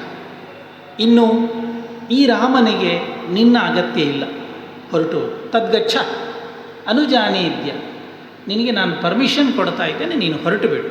ಎಲ್ಲಿಗೆ? ಯಥೇಷ್ಟಂ ಜನಕಾತ್ಮಜ, ನಿನಗೆ ಎಲ್ಲಿಗೆ ಹೋಗಬೇಕು ಅಂತ ಕಾಣುತ್ತದೆ ಅಲ್ಲಿಗೆ ಹೋಗಿಬಿಡು. ಯಥೇಷ್ಟಂ ಜನಕಾತ್ಮ, ನನ್ನ ಯಾವ ಕಂಡೀಷನ್ ಆಗಲಿ, ನನ್ನ ಯಾವ ಪ್ರತಿಬಂಧಕಗಳಾಗಲಿ ನಿನಗಿಲ್ಲ. ನಿನಗೆ ಎಲ್ಲಿ ಹೋಗಬೇಕು ಅಂತ ಕಾಣ್ತದೆ ಅಲ್ಲಿಗೆ ಹೊರಟು ಹೋಗಿಬಿಡು. ಏತಾಹ ದಶ ದಿಶೋ ಭದ್ರೇ ಕಾರ್ಯಮಸ್ತಿ ನಮೇತ್ವಯ, ನಿನ್ನ ಸುತ್ತ 10 ದಿಕ್ಕುಗಳುಂಟು. ಏತಾಹ ದಶ ದಿಶೋ ಭದ್ರೇ, ಸುತ್ತ 8 ಉಂಟು, ಮೇಲೆ ಉಂಟು, ಕೆಳಗುಂಟು. ನಿನಗೆ ಎಲ್ಲಿ ಹೋಗಬೇಕು ಅಂತ ಕಾಣ್ತದೆ ಅಲ್ಲಿಗೆ ಹೋಗಿಬಿಡು. ನಿನ್ನಿಂದಾಗಿ ಈ ರಾಮನಿಗೆ ಆಗಬೇಕಾದ್ದು ಯಾವುದೂ ಇಲ್ಲ. ನನ್ನ ವಂಶ ಸಾಮಾನ್ಯವಾದದ್ದಲ್ಲ. ನಾನು ಯಾವ ವಂಶದಲ್ಲಿ ಹುಟ್ಟಿ ಬಂದಿದ್ದೇನೆ ಅದರ ಬಗ್ಗೆ ನನಗೆ ತುಂಬ ಹೆಮ್ಮೆ ಉಂಟು, ಅದರ ಬಗ್ಗೆ ನನಗೆ ಗೌರವ ಉಂಟು. ನಾನು ಹುಟ್ಟಿ ಬಂದ ವಂಶದ ಕೀರ್ತಿಯನ್ನು, ಗೌರವವನ್ನು ಇನ್ನಷ್ಟು ಹೆಚ್ಚಿಸಬೇಕು, ಇನ್ನಷ್ಟು ಬೆಳಗಿಸಬೇಕು ಅನ್ನುವಂತಹ ಆಶೆಯನ್ನು, ಹಂಬಲವನ್ನು ಇಟ್ಟುಕೊಂಡವ ನಾನು. ಇವತ್ತು ರಾವಣನ ಜೊತೆಗಿದ್ದು ಬಂದ ನಿನ್ನನ್ನು ನಾನು ಪುನಃ ಸ್ವೀಕಾರ ಮಾಡಿದೆ ಅಂತಂದರೆ, ನಾಳೆ ರಘುಕುಲದಲ್ಲಿ ಹುಟ್ಟಿ ಬಂದ ರಾಮಚಂದ್ರ ಯಾವುದೋ ಒಬ್ಬ ರಾಕ್ಷಸನ ವಶದಲ್ಲಿದ್ದ ಸೀತೆಯನ್ನು ಪರೀಕ್ಷಿಸದೆ ಸ್ವೀಕಾರ ಮಾಡಿಬಿಟ್ಟ ಅನ್ನುವ ಅಕೀರ್ತಿ, ಆ ಕಳಂಕ ಶಾಶ್ವತವಾಗಿ ನನ್ನ ವಂಶದಲ್ಲಿ ಉಳಿದು ಬಿಡುತ್ತದೆ. ಅದಕ್ಕೆ ಈ ರಾಮಚಂದ್ರ ಯಾವತ್ತೂ ಕೂಡ ಮಾನಸಿಕವಾಗಿ ಒಪ್ಪಿಗೆಯನ್ನು ಕೊಡುವುದಿಲ್ಲ. ರಾವಣಾಂಕ ಪರಿಕ್ಲಿಷ್ಟಾಂ ದೃಷ್ಟಾಂ ದುಷ್ಟೇನ ಚಕ್ಷುಷ ಕಥಂ ತ್ವಾಂ ಪುನರಾದದ್ಯಾಂ ಕುಲಂ ವ್ಯಪದಿಶನ್ ಮಹತ್. ಅಂತಹ ರಾವಣ ಹೇಳಿದರೆ ಸೀತೆ ದೊಡ್ಡ ಹೆಣ್ಮರುಳ, ತನ್ನ ಸಮೀಪಕ್ಕೆ ಬಂದ ತನ್ನ ಅರಮನೆಯಲ್ಲಿ ಇದ್ದ, ತನ್ನ ವಶದಲ್ಲಿ ಇದ್ದ ಯಾವ ಹೆಂಗಸರನ್ನು ಒಳ್ಳೆ ಶೀಲವಂತರಾಗಿ ಬದುಕಲಿಕ್ಕೆ ರಾವಣ ಬಿಡಲೇ ಇಲ್ಲ ಯಾವತ್ತೂ ಕೂಡ. ಅಂತಹ ರಾವಣನ ವಶದಲ್ಲಿದ್ದವಳು ನೀನು. ಆದ್ದರಿಂದ ನಿನ್ನ ಶೀಲದ ಬಗ್ಗೆ ನಾನು ಹೇಗೆ ನಂಬುವುದು ಅನ್ನುವ ಪ್ರಶ್ನೆಯನ್ನು ಸೀತೆಯ ಮುಂದೆ ರಾಮ ಮಾತಾಡ್ತಾನೆ. ಅದೆಲ್ಲ ಮಾತಾಡಿ ಕೊನೆಗೆ ಇನ್ನು ನೀನು ಸ್ವತಂತ್ರಳು, ನಿನಗೆ ಎಲ್ಲಿಗೂ ಹೋಗಲಿಕ್ಕುಂಟು ಅಲ್ಲಿಗೆ ನೀನು ಹೋಗಬಹುದು, ಆದರೆ ನನ್ನ ಯಾವುದೇ ನಿಬಂಧನೆಗಳು ನಿನ್ನ ವಿಷಯದಲ್ಲಿಲ್ಲ. ಇದೆಲ್ಲ ಮಾಡಿದ್ದು ನಿನ್ನನ್ನು ಪಡಿಲಿಕ್ಕೆ ಅನ್ನುವ ಭಾವ ನಿನ್ನ ಮನಸ್ಸಿನಲ್ಲಿದ್ದರೆ ಬಿಟ್ಟುಬಿಡು. ತುಂಬ ವಿಸ್ತಾರವಾದ ಮಾತುಗಳು, ಬಿಟ್ಟುಬಿಡು ಅಂತಾನೆ ಸೀತೆ ಎಲ್ಲ ಕೇಳ್ತಾಳೆ. ಒಂದು ಕ್ಷಣ ಆ ಸೀತಾದೇವಿಯ ಪರಿಸ್ಥಿತಿ ನಮ್ಮ ಮನಸ್ಸಿಗೆ ತಂದುಕೊಂಡರೆ ನಮಗೆ ಆ ಕಷ್ಟ ಅರ್ಥ ಆಗ್ತದೆ. ಸೀತೆಗೆ ಅಲ್ಲಿ ಪರಿಚಿತರು ಯಾರೂ ಇಲ್ಲ. ರಾಮ, ಲಕ್ಷ್ಮಣ, ಆಂಜನೇಯ ಮೂರೇ ಜನ ಇರುವುದು. ವಿಭೀಷಣನು ಕೂಡ ಈಗ ಪರಿಚಿತನಾದದ್ದು ಅಷ್ಟೇ. ಅದು ಬಿಟ್ಟರೆ ಮತ್ತೆಲ್ಲ ಸಮೂಹ ಒಂದಷ್ಟು ಜನ ರಾಕ್ಷಸರಿದ್ದರೂ ಕಾಣ್ತದೆ. ದೊಡ್ಡ ವಾನರ ಸೈನ್ಯ, ಸುಗ್ರೀವ, ಅಂಗದ, ಇವರೆಲ್ಲರೂ ಕೂಡ ಯಾರೂ ಸೀತೆಗೆ ಪರಿಚಿತರೇ ಅಲ್ಲ. ಅಂಥವರ ಮುಂದೆ ಗಂಡ ಈ ರೀತಿ ವ್ಯವಹಾರ ಮಾಡ್ತಾ ಇದ್ದಾನೆ ಅನ್ನುವುದು ಸೀತೆಯ ಪಾಲಿಗೆ ದೊಡ್ಡ ಆಘಾತ ಆಗ್ತದೆ. ಆಗ ಆ ಸೀತೆ ಹೇಗೆ ಮಾತಾಡ್ತಾಳೆ, ರಾಮ ಕೇಳಿದ ಪ್ರಶ್ನೆಗಳಿಗೆ ಸೀತೆ ಹೇಗೆ ಉತ್ತರ ಕೊಡ್ತಾಳೆ ಅನ್ನುವಂಥದ್ದು ಆ ಸೀತಾದೇವಿಯ ಮನಸ್ಸಿನ ಮತ್ತು ನಿಗ್ರಹ ಮತ್ತು ಆ ಸ್ಥಿಮಿತತೆಗೆ ಸಾಕ್ಷಿಯಾಗಿ ನಮ್ಮ ಮುಂದೆ ನಿಲ್ತದೆ. ಸೀತೆ ಹೇಳ್ತಾಳೆ, ರಾಮ, ಒಂದು ಮಾತಾಡುವಾಗ ನಮ್ಮ ಭಾಷೆಯಲ್ಲಿ ಹೇಳ್ತೇವೆ, ಒಂದು ಸ್ಟ್ಯಾಂಡರ್ಡ್ ಬೇಕು. ಸಾಮಾನ್ಯವಾಗಿ ಯಾರೋ ಒಬ್ಬರು ಸಣ್ಣ ವ್ಯಕ್ತಿಗಳ ಹತ್ರ ಮಾತನಾಡಿದ ಹಾಗೆ ನೀನು ನನ್ನ ಹತ್ರ ಮಾತಾಡಬಾರ್ದು. ಕಿಮ್ಮಾಂ ಅಸದೃಶಂ ವಾಕ್ಯಂ ಈದೃಶಂ ಶ್ರೋತ್ರದಾರುಣಂ ರೂಕ್ಷಂ ಶ್ರಾವಯಸೆ ವೀರ ಪ್ರಾಕೃತಮಿವ. ಯಾರೋ ಒಂದು ಸಾಮಾನ್ಯ ಚಿಲ್ಲರೆ ಪಲ್ಲರೆ ಜನಗಳು ಅವರ ಮಧ್ಯದಲ್ಲಿ ಜಗಳ ಆದಾಗ ಏನೋ ಕೆಟ್ಟ ಶಬ್ದಗಳನ್ನು ಉಪಯೋಗಿಸ್ತಾರೆ, ಅವಾಚ್ಯ ಪದಗಳನ್ನು ಹೇಳ್ತಾರೆ, ಬಾಯಿಗೆ ಬಂದ ಹಾಗೆ ಮಾತಾಡಿಕೊಂಡು ಹೊಡೆದಾಡಿಕೊಂಡು ಹೋಗ್ತಾರಲ್ವ. ರಾಮ, ನೀನು ಮತ್ತು ನಾನು ಅಂಥವರಲ್ಲ. ನಾವು ಎಷ್ಟು ದೊಡ್ಡವರು. ನನ್ನ ಜೊತೆಗೆ ನೀನು ಮಾತಾಡುವಾಗ ಈ ರೀತಿಯ ಸಾಮಾನ್ಯ ವ್ಯವಹಾರಗಳನ್ನು, ಮಾತುಗಳನ್ನು ಯಾವ ಕಾರಣದಿಂದಲೂ ಆಡಬಾರ್ದು. ಆದ್ದರಿಂದ ನನ್ನ ಒಟ್ಟಿಗೆ ನೀನು ಆಡಿದ ಮಾತುಗಳೇ ಸರಿಯಿಲ್ಲ ಅಂತ ಸೀತೆ ರಾಮನಿಗೆ ನೇರವಾಗಿ ಹೇಳಿಬಿಡ್ತಾಳೆ. ಇದೆಲ್ಲ ಸದೃಶ ಅಲ್ಲ, ನಿನ್ನ ವ್ಯಕ್ತಿತ್ವಕ್ಕೆ ಹೇಳಿದ ಮಾತುಗಳೇ ಅಲ್ಲ ನೀನು ಆಡ್ತಾ ಇರುವಂಥದ್ದು. ಏನು ಹೇಳಿದಿ? ರಾವಣನ ಹತ್ರ ಇದ್ದವಳು, ರಾವಣ ಇಡೀ ಲೋಕದ ಹೆಂಗಸರನ್ನೆಲ್ಲ ತನ್ನ ಸ್ವಂತಕ್ಕೆ ಉಪಯೋಗ ಮಾಡ್ತಾ ಇದ್ದ. ಆ ರಾವಣ ಹೇಳಿದ ಹಾಗೆ ಹೆಂಗಸರೆಲ್ಲ ಕೇಳ್ತಾ ಇದ್ದರು. ಹಾಗಾದರೆ ರಾಮ, ನೀನು ಯೋಚನೆ ಮಾಡುವುದು ಸೀತೆಯು ಹಾಗೆ ಅಂತಲ್ಲ. ಪೃಥಕ್ ಸ್ತ್ರೀಣಾಂ ಸ್ವಭಾವೇಣ ಜಾತಿಂ ತ್ವಂ ಪರಿಶಂಕಸೆ ಪರಿತ್ಯಜೇ ಮಾಂ ಶಂಕಾಂತು ಯದಿತೇಹಂ ಪರೀಕ್ಷಿತ. ಒಂದು ದೊಡ್ಡ ಸಮಾಜವನ್ನು ತೆಗೆಯುವಾಗ ಅಲ್ಲೊಂದು 10 ಜನ ಅಂತಹ ಸ್ವಭಾವದವರು ಇರಬಹುದು, ಇಲ್ಲ ಅಂತಲ್ಲ. ಆದರೆ 90 ಒಳ್ಳೆಯದಿರ್ತದಲ್ವ. 10 ವ್ಯಕ್ತಿಗಳ ಸ್ವಭಾವವನ್ನು ನೋಡಿಕೊಂಡು 90 ವ್ಯಕ್ತಿಗಳೂ ಇದೇ ರೀತಿಯವರು ಅಂತ ನಿರ್ಣಯಕ್ಕೆ ಬರುವುದು ಸರಿಯಾಗ್ತದೆ. ಪೃಥಕ್ ಸ್ತ್ರೀಣಾಂ ಸ್ವಭಾವೇಣ ಜಾತಿಂ ತ್ವಂ ಪರಿಶಂಕಸೆ. ಯಾರೋ ಅಂಥವರಿದ್ದರೂ ಆ ರೀತಿಯಲ್ಲಿ ರಾವಣನ ಜೊತೆಗೆ ನಡ್ಕೊಂಡಿದ್ದರೆ ಇರಬಹುದು, ಇಲ್ಲ ಅಂತ ಹೇಳುವುದಿಲ್ಲ. ಆದರೆ ಯಾರೋ ಕೆಲವರು ಆ ರೀತಿಯಲ್ಲಿ ನಡೆದುಕೊಂಡ್ರು ಅನ್ನುವುದರಿಂದ ಸೀತೆಯೂ ಅದೇ ರೀತಿಯಲ್ಲಿ ನಡೆದುಕೊಂಡ್ಳು ಅನ್ನುವಂತಹ ನಿರ್ಧಾರಕ್ಕೆ ನೀನು ಹೇಗೆ ಬಂದಿ ಕೇಳ್ತಾಳೆ ರಾಮನಿಗೆ. ನಿನ್ನ ಈ ನಿರ್ಧಾರ ಸರಿಯಲ್ಲ. ಅಲ್ಲ, ರಾವಣನನ್ನು ಅಪಹಾರ ಮಾಡಿದ, ಕಾಡಿನಲ್ಲಿ ಆಶ್ರಮದಲ್ಲಿದ್ದಾಗ ನನ್ನನ್ನು ಬಲವಂತದಿಂದ ಎಳ್ಕೊಂಡು ಹೋದ. ಹೌದು. ನೋಡಿ, ಸೀತೆ ಉತ್ತರ ಕೊಡ್ತಾಳೆ. ನಮ್ಮಲ್ಲಿ ಈ ಯಕ್ಷಗಾನದಲ್ಲಿ ಮತ್ತು ತಾಳಮದ್ದಲೆಯಲ್ಲೆಲ್ಲ ಹೇಳ್ತಾರೆ, ರಾವಣ ಸೀತೆಯನ್ನು ಮುಟ್ಟಲಿಲ್ಲ, ಭೂಮಿ ಸಹಿತವಾಗಿ ಅವಳನ್ನು ಎತ್ತಿಕೊಂಡು ಹೋದ. ಭೂಮಿ ಅಂದರೆ ಸೀತೆಯ ತಾಯಿ, ಆದ್ದರಿಂದ ಭೂಮಿ ಮತ್ತು ಸೀತೆಯನ್ನು ಕರ್ಕೊಂಡು ಹೋದದ್ದು ತಾಯಿ ಮಗಳನ್ನು ಕರ್ಕೊಂಡು ಹೋದ ಹಾಗೆ ಹೀಗೆಲ್ಲ ಕಥೆ ಓದ್ತಾರೆ. ಅದೆಲ್ಲ ಇಲ್ಲ. ಸೀತೆ ಹೇಳ್ತಾಳೆ, ಹೌದು, ನಾನು ಆಶ್ರಮದಲ್ಲಿದ್ದಾಗ ರಾವಣ ಬಂದು ಬಲವಂತವಾಗಿ ನನ್ನನ್ನು ಎಳೆದುಕೊಂಡು ಹೋದದ್ದು ಹೌದು, ಸತ್ಯ ಹೇಳ್ತಾಳೆ ಸೀತೆ, ಹೌದು. ಆದರೆ ರಾಮ ಯದಹಂ ಗಾತ್ರ ಸಂಸ್ಪರ್ಶಂ ಗತಾಸ್ಮಿ ವಿವಶಾ ಪ್ರಭೋ ಕಾಮಕಾರೋ ನಮೇ ತತ್ರ ದೈವಂ ತತ್ರಾಪರಾಧ್ಯತಿ. ಎಂಥ ಮಾತು ಹೇಳ್ತಾಳೆ ನೋಡಿ ಸೀತೆ. ಅವಳು ಹೇಳ್ತಾಳೆ, ಅಂತಹ ಬಲಾಢ್ಯ ದೇಹಿಯ ರಾಕ್ಷಸನ ಮುಂದೆ ನಾನು ದುರ್ಬಲೆ. ನನ್ನ ಕೈ ಹಿಡಿದು ಎಳ್ಕೊಂಡು ಹೋಗುವಾಗ ನಾನು ಏನು ಮಾಡಲಿ? ಅವನ ಮುಂದೆ ಹೋರಾಡುವುದು, ಅವನ ಮುಂದೆ ಯುದ್ಧ ಮಾಡುವುದು ನನ್ನಿಂದ ಸಾಧ್ಯವೇ ರಾಮ? ಸಾಧ್ಯ ಇಲ್ಲ. ಅವನ ಬಲಪ್ರಯೋಗದ ಮುಂದೆ ಅವನನ್ನು ಕೈ ಹಿಡಿದೋ ಕಾಲು ಹಿಡಿದೋ ನನ್ನ ಶರೀರವನ್ನು ಎತ್ತಿ ಅವನ ವಿಮಾನದಲ್ಲಿ ಹಾಕಿ ಕರ್ಕೊಂಡು ಹೋಗುವಾಗ ನನ್ನ ಶರೀರ ಅವನ ಶರೀರಕ್ಕೆ ಸ್ಪರ್ಶ ಆಗಿರಬಹುದು, ಅವನನ್ನು ಮುಟ್ಟಿರಬಹುದು, ಅವನನ್ನು ಸ್ಪರ್ಶಿಸಿರಬಹುದು. ಆದರೆ ರಾಮ, ಒಂದು ಮಾತನ್ನು ನೀನು ತಿಳ್ಕೊಳ್ಳು, ಅಲ್ಲಿ ಆಗಿರುವಂತಹ ಯಾವ ಘಟನೆಗಳುಂಟು ಆ ಎಲ್ಲ ಘಟನೆಗಳು ಕೂಡ ನಾನು ಮನಸ್ಸಿನಿಂದ ಮಾಡಿದ ಘಟನೆ ಅಲ್ಲ. ಅದರಲ್ಲಿ ನನ್ನ ಶರೀರ ನಾನು ದುರ್ಬಲೆಯಾದದ್ರಿಂದಾಗಿ ಅವನ ವಶಕ್ಕೆ ಸಿಕ್ಕಿತು, ಆ ರೀತಿಯಲ್ಲಿ ನಡೆದುಕೊಂಡ ಅನ್ನುವಂಥದ್ದು ಬಿಟ್ಟರೆ ದೈವಂ ತತ್ರಾಪರಾಧ್ಯತೆ, ನನ್ನದು ತಪ್ಪಲ್ಲ. ನನ್ನ ಬದುಕಿನಲ್ಲಿ ಇಂತಹ ಪರಿಸ್ಥಿತಿಯನ್ನು ತಂದುಕೊಟ್ಟ ವಿಧಿಯೇ ಅದಕ್ಕೆ ಕಾರಣ ಹೊರತಾಗಿ ಸೀತೆ ಯಾವ ಕಾರಣಕ್ಕೂ ಕಾರಣ ಅಲ್ಲಿ ನಿಮಿತ್ತ ಆಗುವುದಿಲ್ಲ. ಒಂದು ಮಾತು ರಾಮ ನೆನ್ಪಿಟ್ಟುಕೊಳ್ಳು, ಮದಧೀನಂತು ಯತ್ತನ್ಮೇ ಹೃದಯಂ ತ್ವಯಿ ವರ್ತತೆ ಪರಾಧೀನೇಶು ಗಾತ್ರೇಶು ಕಿಂಕರಿಷ್ಯಾಮ್ಯನೀಶ್ವರಿ. ಆದರೆ ನನ್ನ ಶರೀರವನ್ನು ಎತ್ತಿದ, ನನ್ನ ಕೈ ಹಿಡಿದು ಎಳ್ಕೊಂಡು ಹೋದ, ಬಲವಂತ ಮಾಡಿದ ಎಲ್ಲ ಸತ್ಯ ರಾಮ. ಸೀತೆಯ ಮನಸ್ಸಿನ ಒಳಗಡೆ ನಿನ್ನನ್ನು ಬಿಟ್ಟು ಮತ್ತೆ ಯಾವತ್ತೂ ಯಾರೂ ನನ್ನ ಮನಸ್ಸಿನಲ್ಲಿ ಬರಲಿಲ್ಲ ಹೇಳುವಂಥದ್ದು 100% ನೀನು ತಿಳ್ಕೊಂಡು ಬಿಡು ಹೇಳ್ತಾಳೆ. ಮದಧೀನಂತು ಯತ್ತನ್ಮೆ ಹೃದಯಂ ತ್ವಯಿ ವರ್ತತೆ. ನನ್ನ ಮನಸ್ಸು ಅದು ನನ್ನ ನಿಯಂತ್ರಣ, ಶರೀರ ನನ್ನ ನಿಯಂತ್ರಣದಲ್ಲಿಲ್ಲ. ಅವನ ಬಲವಂತವಾಗಿ ಅವನನ್ನ ಜೊತೆಗೆ ವ್ಯವಹಾರ ಮಾಡುವಾಗ ನಾನು ನಿಯಂತ್ರಣ ತಪ್ಪಿರ್ತೇನೆ. ಶರೀರ ನಿಯಂತ್ರಣ ತಪ್ಪಿರಬಹುದು ರಾಮ, ನನ್ನ ಮನಸ್ಸು ನನ್ನ ನಿಯಂತ್ರಣದಿಂದ ಯಾವತ್ತೂ ತಪ್ಪಲಿಲ್ಲ.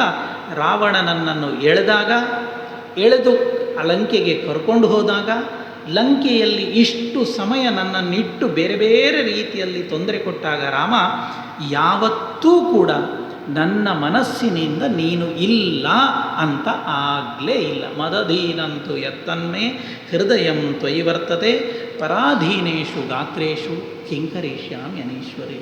ಇಂತಹ ಒಂದು ಅಸಹಾಯಕ ಸ್ಥಿತಿಯಲ್ಲಿ ನಾನು ಹೋಗಿ ಮುಟ್ಟಿದೆ ಅಂದರೆ ಇದಕ್ಕಿಂತ ದೊಡ್ಡ ಪರಿಸ್ಥಿತಿ, ದೊಡ್ಡ ದುರ್ಗತಿ ನನ್ನ ಪಾಲಿಗೇನುಂಟು?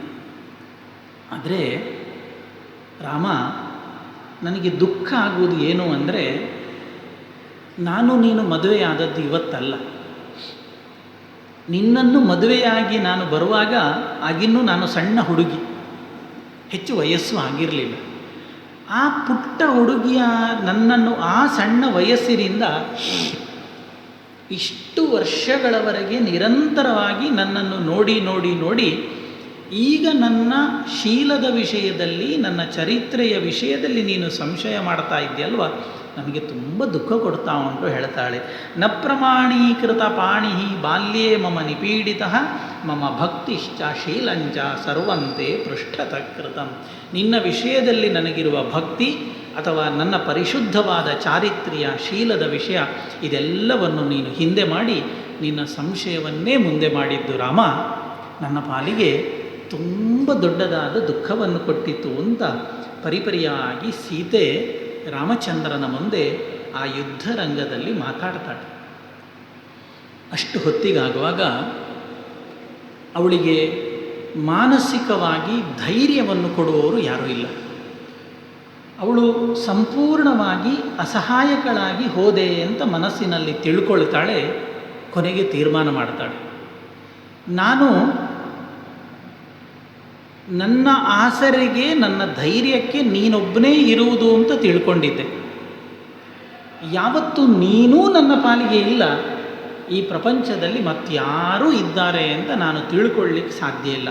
ಆದ್ದರಿಂದ ಲಕ್ಷ್ಮಣನ ಹತ್ರ ಹೇಳ್ತಾಳೆ, ಲಕ್ಷ್ಮಣ, ಇನ್ನು ಈ ಸೀತೆಯ ಬದುಕಿಗೆ ಯಾವ ಅರ್ಥವೂ ಇಲ್ಲ. ಇಲ್ಲಿ ನಾನು ಬದುಕಿ ಆಗಬೇಕಾದ್ದು ಏನೂ ಇಲ್ಲ. ಯಾರು ನನ್ನನ್ನು ನಂಬಬೇಕಿತ್ತು, ಯಾರು ನನ್ನನ್ನು ವಿಶ್ವಾಸ ಮಾಡಬೇಕಿತ್ತು, ಅಂತಹ ವ್ಯಕ್ತಿಯೇ ನನ್ನನ್ನು ನಂಬಲಿಲ್ಲ, ಅಂತಹ ವ್ಯಕ್ತಿಯೇ ವಿಶ್ವಾಸ ಮಾಡಲಿಲ್ಲ ಅಂತಂದರೆ ಪ್ರವೇಕ್ಷೇಚ ಹುತಾಶ. ಇಲ್ಲಿ ಈಗಾಗಲೇ ನೂರಾರು ಚಿತೆಗಳು ದಗದಗ ಅಂತ ಉರಿತಾ ಉಂಟು. ನನಗೋಸ್ಕರ ಒಂದು ಹೊಸ ಚಿತೆಯನ್ನು ಮಾಡುವಂಥದ್ದು ಕಷ್ಟ ಆಗುವುದಿಲ್ಲ. ಲಕ್ಷ್ಮಣ, ಒಂದು ಚಿತೆಯನ್ನು ಮಾಡು, ನಾನು ಅಗ್ನಿಯನ್ನು ಪ್ರವೇಶಿಸ್ತೇನೆ ಅಂತ ಘಂಟಾಘೋಷವಾಗಿ ಸೀತಾದೇವಿ ಸಾರ್ತಾರೆ. ಹತ್ತಿರದಲ್ಲಿ ಲಕ್ಷ್ಮಣ ಕೂತಿದ್ದಾನೆ. ಹೇಗಾಗಬೇಕು? ಲಕ್ಷ್ಮಣನಿಗೆ ಸೀತಾದೇವಿ ಅತ್ತಿಗೆ ಅಂತ ಹೇಳಿದರೆ ದೊಡ್ಡ ಭಕ್ತಿ. ದೊಡ್ಡ ಭಕ್ತಿ ಹೇಳಿದರೆ ದೊಡ್ಡ ಭಕ್ತಿ. ಅದನ್ನು ನಮಗೆ ಶಬ್ದದಲ್ಲಿ ಹೇಳಿ ಮುಗಿಸಲಿಕ್ಕೆ ಆಗುವಂಥದ್ದಲ್ಲ.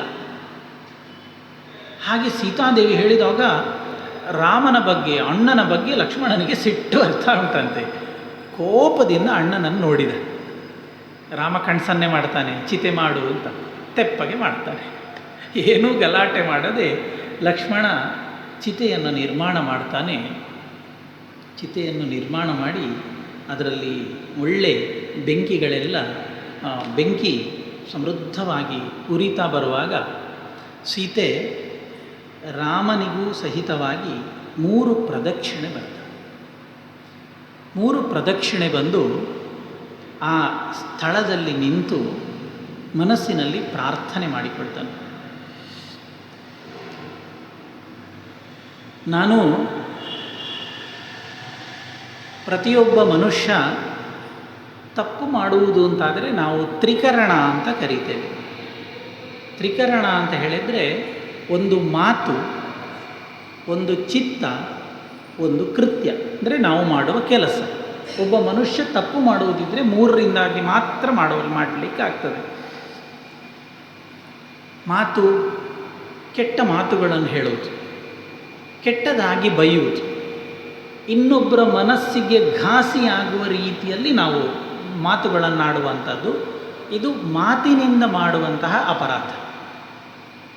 ಇನ್ನೊಂದು ಕರ್ಮ ಅಂದರೆ ಕೆಲಸ. ಮಾತಾಡಲಿಕ್ಕಿಲ್ಲ, ಆದರೆ ಕೆಲಸ ಮಾಡಿಬಿಡ್ತಾನೆ. ದಾರಿಯಲ್ಲಿ ಹೋಗುವಾಗ ಇನ್ನೊಬ್ಬರಿಗೆ ತೊಂದರೆ ಕೊಡುವುದು, ಇನ್ನೊಬ್ಬರ ವಸ್ತುಗಳನ್ನು ಅಪಹಾರ ಮಾಡುವುದು, ಇನ್ನೊಬ್ಬರ ವಸ್ತುಗಳನ್ನು ನಾಶ ಮಾಡುವುದು, ಈ ರೀತಿಯಲ್ಲಿ ನಮ್ಮ ಕರ್ಮ. ಇನ್ನೊಂದು ನಮ್ಮ ಮಾತು. 3ನೇದು ನಮ್ಮ ಚಿತ್ತ, ಅಂದರೆ ನಮ್ಮ ಮನಸ್ಸಿನಿಂದ ಇನ್ನೊಬ್ಬರ ಬಗ್ಗೆ ಕೆಟ್ಟದ್ದಾಗಿ ಯೋಚನೆ ಮಾಡುವುದು, ಕೆಟ್ಟದ್ದಾಗಿ ಹೇಳುವುದು, ಕೆಟ್ಟ ವಿಷಯಗಳನ್ನು ನಮ್ಮ ಮನಸ್ಸಿನಲ್ಲಿ ತುಂಬಿಕೊಳ್ಳುವಂಥದ್ದು. ಹೀಗೆ ಪ್ರತಿಯೊಬ್ಬ ಮನುಷ್ಯನೂ ಕೂಡ ತಪ್ಪು ಮಾಡುವುದಿದ್ದರೆ ಅಥವಾ ಒಳ್ಳೆಯದು ಮಾಡುವುದಿದ್ದರೂ ಕೂಡ ಈ ತ್ರಿಕರಣ ಅಲ್ಲದೆ ಬೇರೆ ಇಲ್ಲ. ಇದರಿಂದ ಮಾತ್ರ ಮಾಡಲಿಕ್ಕಾಗುವುದು. ಈ ಸಂದರ್ಭದಲ್ಲಿ ಸೀತಾದೇವಿ ಮನಸ್ಸಿನಲ್ಲಿ ಎಣಿಸಿಕೊಳ್ತಾಳೆ, ನಾನು ವಾಕ್ಯನಿಂದಾಗಲಿ ಮನಸ್ಸಿನಿಂದಾಗಲಿ ನನ್ನ ಕಾಯದಿಂದಾಗಲಿ ಯಾವುದೇ ರಾಮನನ್ನು ಹೊರತುಪಡಿಸಿ ಬೇರೆ ಯಾರನ್ನೂ ಯಾವತ್ತೂ ನೆನೆಸಲಿಲ್ಲ, ಹೇಳಲಿಲ್ಲ ಅಂತಾದರೆ ಸರ್ವತೋ ಮಾಂ ಪಾತು ಪಾವಕಃ, ನನ್ನನ್ನು ಅಗ್ನಿ ರಕ್ಷಿಸಲಿ. ಹೀಗೆ 2-3 ಸೀತಾದೇವಿ ಮಾಡುವಂತಹ ಪ್ರಾರ್ಥನೆಗಳುಂಟು. ಆ ಎಲ್ಲ ಪ್ರಾರ್ಥನೆಗಳನ್ನು ಮಾಡಿ ಕೊನೆಗೆ ಆ ಎಲ್ಲ ಸಮೂಹ ನೋಡುತ್ತಾ ಇರುವಾಗ ಧಗಧಗಿಸ್ತಾ ಉರಿತಾ ಇದ್ದ ಬೆಂಕಿಗೆ ನೇರವಾಗಿ ಸೀತೆ ಪ್ರವೇಶ ಮಾಡ್ತಾಳಂತೆ. ಹೇಗೆ ಪ್ರವೇಶ ಮಾಡಿದ್ಲು ಅದು ವಾಲ್ಮೀಕಿ ಮಹರ್ಷಿಗಳು ಹೇಳ್ತಾರೆ. ವಸೋರ್ಧಾರಾಂ ವಿವಾಪಗಃ. ಹೋಮದಲ್ಲಿ ಆಗುವಾಗ, ದೊಡ್ಡ ಹೋಮಗಳಾದಾಗ ನೀವು ನೋಡಿರ್ಲಿಕ್ಕೆ ಸಾಕು, ಸಂಹಿತಾಯಾಗ ಇತ್ಯಾದಿಗಳನ್ನೆಲ್ಲ ಮಾಡುವಾಗ ಪೂರ್ಣಾಹುತಿಯ ಕಾಲದಲ್ಲಿ ಒಂದು ವಸೋರ್ಧಾರೆ ಅಂತ ಮಾಡ್ತಾರೆ. ಒಂದು ದೊಡ್ಡ ಮಹಾಸ್ರುವವನ್ನು ಇಟ್ಟುಕೊಂಡು ಅದಕ್ಕೆ ಪೂರ್ತಿ ತುಪ್ಪವನ್ನು ಹಾಕಿ ಆ ಒಳ್ಳೆ ಬೆಳಗ್ತಾ ಇರುವಂತಹ ಅಗ್ನಿಗೆ ನಿಧಾನವಾಗಿ ಆ ತುಪ್ಪದ ಆಹುತಿಯನ್ನು ಹೇಗೆ ಸಮರ್ಪಿಸ್ತಾರೆ ಅದಕ್ಕೆ ವಸೋರ್ಧಾರ ಅಂತ ಹೆಸರು. ಆ ತುಪ್ಪ ಅಗ್ನಿಯಲ್ಲಿ ಬಿದ್ದಾಗ ತುಪ್ಪದಿಂದ ಇನ್ನಷ್ಟು ಅಗ್ನಿ ಸಮೃದ್ಧವಾಗಿ ಜ್ವಾಲೆಗಳನ್ನು ಹೇಗೆ ಹೊರಚಾಚುತ್ತದೆ, ಹಾಗೆ ಎಲ್ಲ ವಾನರ ಸಮೂಹದ ಜೊತೆಯಲ್ಲಿ ರಾಮಲಕ್ಷ್ಮಣ ವಿಭೀಷಣ ಸುಗ್ರೀವಾದಿಗಳು ನೋಡುತ್ತಾ ಇರುವಾಗ ಆ ಭಯಂಕರವಾದ ಅಗ್ನಿಯಲ್ಲಿ ಸೀತಾದೇವಿ ತಾನು ಪ್ರವೇಶ ಮಾಡ್ತಾಳೆ. ಪ್ರವೇಶ ಮಾಡಿದರೆ ಭಯಂಕರ ಕೋಲಾಹಲ ಆಗ್ತದೆ. ವಾನರರೆಲ್ಲ ಕಿರಿಚಾಡಲಿಕ್ಕೆ ಶುರು ಮಾಡ್ತಾರೆ. ಎಲ್ಲ ಕೋಲಾಹಲ ಆದಾಗ ಆ ಹೊತ್ತಿಗೆ ಒಂದು ವಿಶಿಷ್ಟವಾದ ಘಟನೆಯಾಗ್ತದೆ. ಸಾಮಾನ್ಯ ಇಂತಹ ಘಟನೆಗಳು ಬರುವಂಥದ್ದು ಕಡಿಮೆ. ಆ ಹೊತ್ತಿನಲ್ಲಿ ಒಂದು ವಿಶಿಷ್ಟವಾದ ಘಟನೆ ಅಲ್ಲಿ ನಡೀತದೆ. ಅದು ಏನು ಅಂದರೆ, ಯಾವ ಕ್ಷಣದಲ್ಲಿ ಸೀತಾದೇವಿ ಅಗ್ನಿಯನ್ನು ಪ್ರವೇಶ ಮಾಡ್ತಾಳೆ, ಇತ್ಲಾಗೆಲ್ಲ ಕೋಲಾಹಲ ಆಗ್ತಾ ಉಂಟು. ಆ ಹೊತ್ತಿಗೆ ಅಗ್ನಿದೇವ ತಾನು ಸ್ವಯಂ ಮೂರ್ತಿಮತ್ತಾಗಿ ಅಗ್ನಿಯಿಂದ ಹೊರಗೆ ಬಂದು ಸೀತಾದೇವಿಯನ್ನು ಕರ್ಕೊಂಡು ಬಂದು ರಾಮನ ಮುಂದೆ ನಿಲ್ಲಿಸ್ತಾನಂತೆ. ಇದಕ್ಕೆ ಆಗಿನ ಕಾಲದ ವಾನರರು ಇವರೆಲ್ಲ ಸಾಕ್ಷಿಯಾಗಿದ್ದ ಘಟನೆ ವಾಲ್ಮೀಕಿಗಳು ದಾಖಲೆ ಮಾಡ್ತಾರೆ. ಅಗ್ನಿದೇವ ಸೀತಾದೇವಿಯನ್ನು ಕರ್ಕೊಂಡು ಬಂದು ನಿಲ್ಲಿಸ್ತಾನಂತೆ. ಹೇಳ್ತಾನೆ, ರಾಮ, ಈ ನಿನ್ನ ಹೆಂಡತಿ ಸೀತೆ ಯಾವುದೇ ಕಾರಣದಿಂದಲೂ ಕೂಡ ಪರಿಶುದ್ಧಳಲ್ಲ ಅಂತಲ್ಲ, ಸರ್ವಾತ್ಮನ ಪರಿಶುದ್ಧಳೇ ಆಗಿದ್ದಾಳೆ. ಇಂತಹ ಸೀತೆಯನ್ನು ಬಿಡುವಂಥದ್ದು ಸರಿಯಲ್ಲ ಅಂತ ಹೇಳಿ ಅನೇಕ ಮಾತುಗಳನ್ನು ಅಗ್ನಿದೇವ ಹೇಳ್ತಾನೆ. ಕೊನೆಗೆ ಆ ಅಗ್ನಿದೇವ ಸೀತೆಯನ್ನು ಪರಿಶುದ್ಧಳು ಅಂತ ಹೇಳಿ ರಾಮಚಂದ್ರನ ಕೈಗೆ ಕೊಡ್ತಾನೆ. ಅಷ್ಟರವರೆಗೆ ಸಿಟ್ಟಿನಿಂದ ಏನೇನೋ ಮಾತಾಡ್ತಾ ಇದ್ದ ರಾಮ ಯಾವಾಗ ಅಗ್ನಿದೇವ ಸೀತಾದೇವಿಯನ್ನು ಒಪ್ಪಿಸ್ತಾನೆ, ಫುಲ್ ಚೇಂಜ್, ಶಾಂತಾಗಿಬಿಟ್ಟ.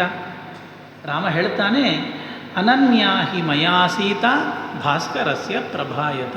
ನೀನು ಹೇಳೋದೆಂತ ನನಗೂ ಗೊತ್ತುಂಟು. ಸೂರ್ಯನಿಗೂ ಮತ್ತು ಸೂರ್ಯನ ಕಿರಣಗಳಿಗೂ ಕೂಡ ಯಾವತ್ತೂ ಭೇದ ಇಲ್ಲ. ಸೂರ್ಯನನ್ನು ಬೇರೆ ಮಾಡೋದು, ಸೂರ್ಯನ ಕಿರಣವನ್ನು ಬೇರೆ ಮಾಡೋದು ಮಾಡಲಿಕ್ಕೆ ಆಗ್ತದ? ಇಲ್ಲ. ಸೂರ್ಯ ಇದ್ದರೆ ಕಿರಣ ಉಂಟೇ ಉಂಟು. ಆದ್ದರಿಂದ ನನ್ನ ಮತ್ತು ಸೀತೆಯ ಸಂಬಂಧ ಹಾಗೆ. ನಾನಿದ್ದರೆ ಸೀತೆ ಇರಲೇಬೇಕು, ನಾನಿಲ್ಲ ಸೀತೆಯೂ ಇಲ್ಲ. ನನ್ನನ್ನು ಬಿಟ್ಟು ಸೀತೆ ಇರುವುದು, ಸೀತೆಯನ್ನು ಬಿಟ್ಟು ನಾನಿರುವುದು ಯಾವತ್ತೂ ಇಲ್ಲದ ಮಾತು ಅಂತ ಸೀತೆಯನ್ನು ರಾಮಚಂದ್ರ ಸ್ವೀಕಾರ ಮಾಡ್ತಾನೆ. ಆಗ ಅನೇಕ ದೇವಾನುದೇವತೆಗಳೆಲ್ಲ ಬರ್ತಾರೆ.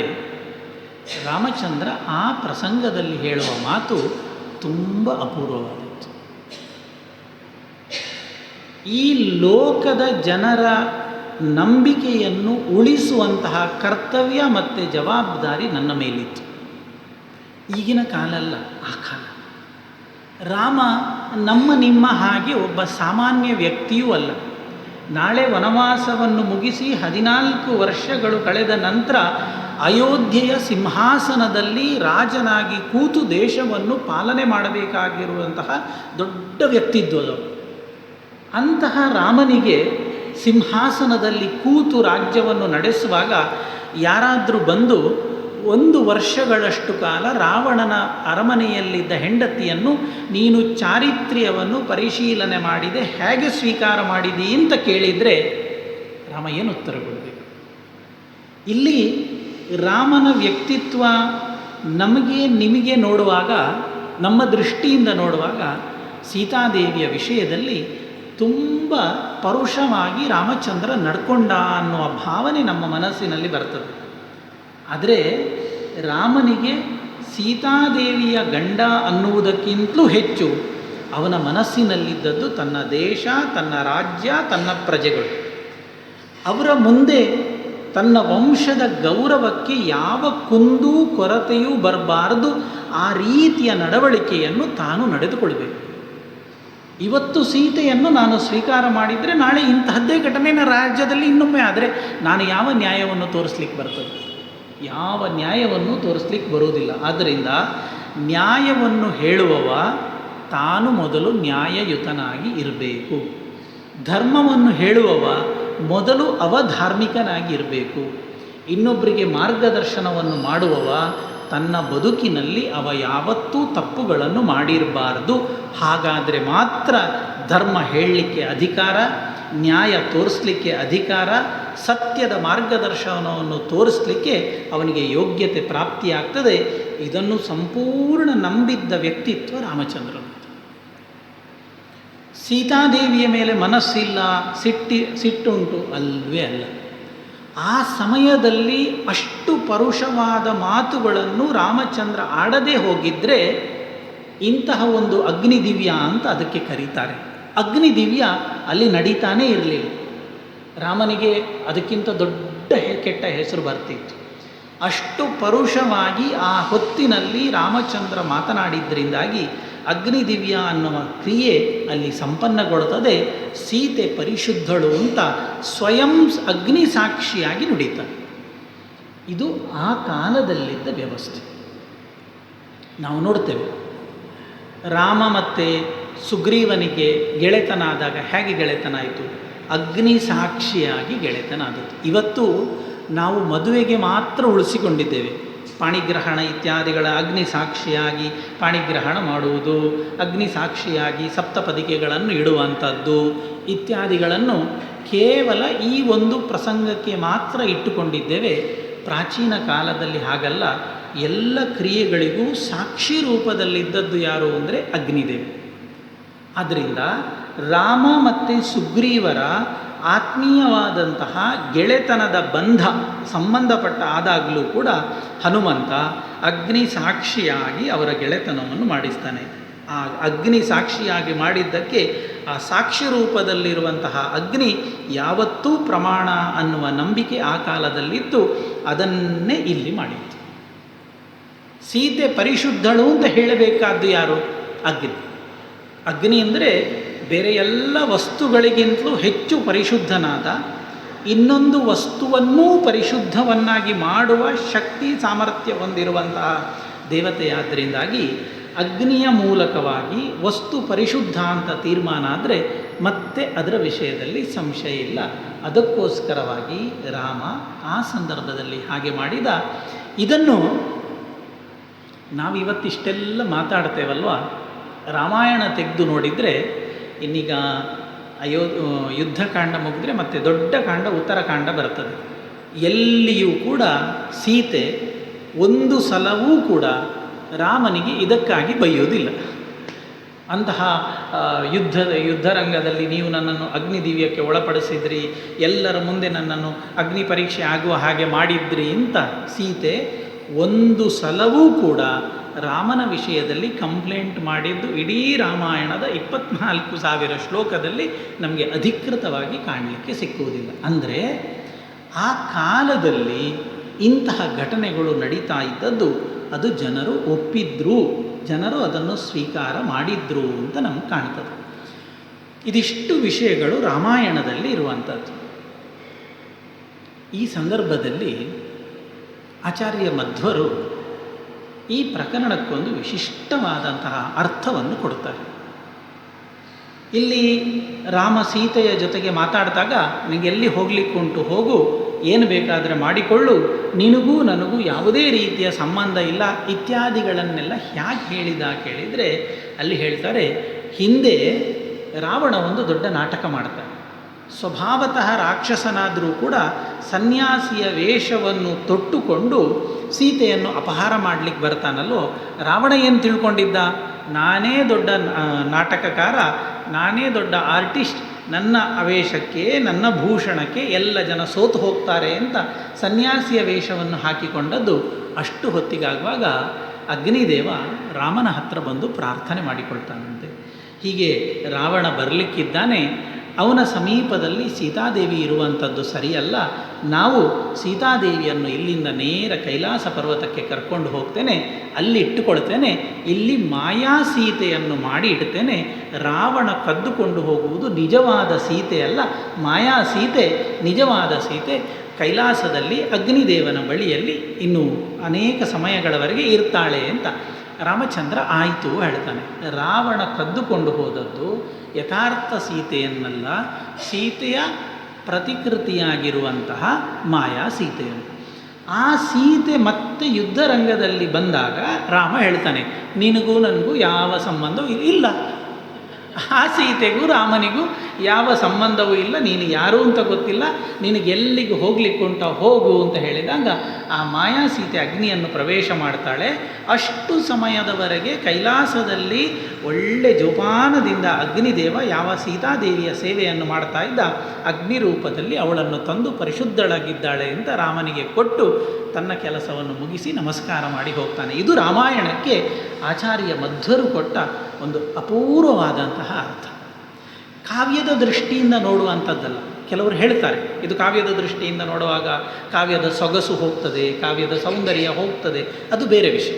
ಅದು ಕಾವ್ಯದ ದೃಷ್ಟಿಯಿಂದ ಹೇಗೆ ನೋಡಿಕೊಳ್ಳಿ. ಆದರೆ ಯಾವ ರೀತಿಯಲ್ಲಿ ಈ ಘಟನೆ ನಡೆದಿತ್ತು ಅದರ ಆಂತರ್ಯವನ್ನು ಆಚಾರ್ಯ ಮಧ್ವರು ನಮಗೆ ಅಪೂರ್ವವಾದ ರೀತಿಯಲ್ಲಿ ತೋರಿಸಿಕೊಟ್ಟಿದ್ದಾರೆ.